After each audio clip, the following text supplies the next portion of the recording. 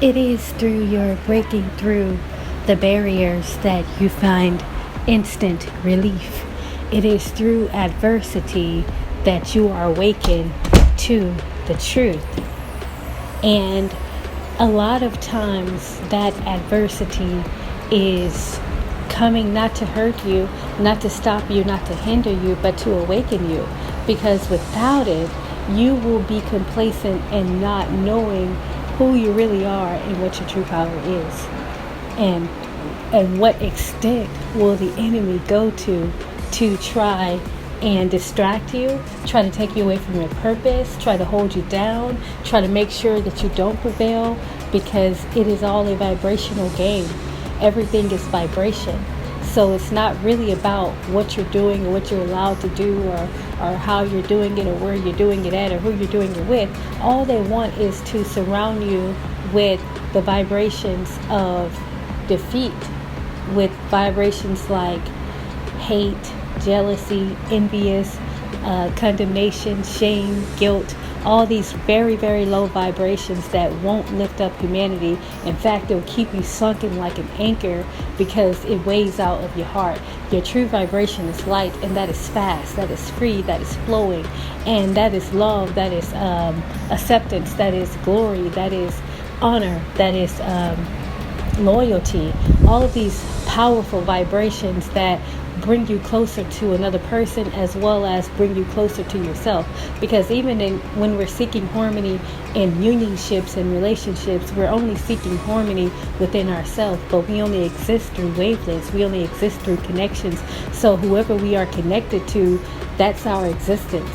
We won't exist without the awareness of the self, and we only have identity through the other's awareness of us. So we maintain those high vibrations through love, and not only does it help humanity, but it also helps you along your journey, which in returns help humanity. So everything works together. It's all about the connections. It's all about the connecting the dots. It's all about the realm of awareness. It's all about your vibrational state of being and being connected to those that lift you up and those that connect you to your purpose and your strength, because everything serves a purpose and everything has a season. Everybody has their head guided and guarded by a specific entity, a specific wavelength, a specific destiny. Some people are here to destroy and really be adversaries and be agents for darkness. And then there are lots of others who are agents for light. And when those agents of light are lifting you up and connecting the dots and keeping harmony within you with those connections, we free ourselves and we wake up to who we really are, because connections help us. It's because when someone is calling upon you and they're connected to you, they're looking and they're in search of an aspect of you. They're in search of a part of you, a version of you. And just by thinking of that version of who they think that you are and how they connect to you, you can build or destroy who you want to be just by those connections, because they're pulling on a wavelength that they're used to, that they're accustomed to, that they're adjusted to, that they are familiar with, that they are aware of. So when we are trying to get away from like low vibrations, it's best to go ahead and get away from them and change it up. Show them who you are. Don't let them hang on to that old persona, that old character, because they're resurrecting something that's trying to die from the dead. You understand?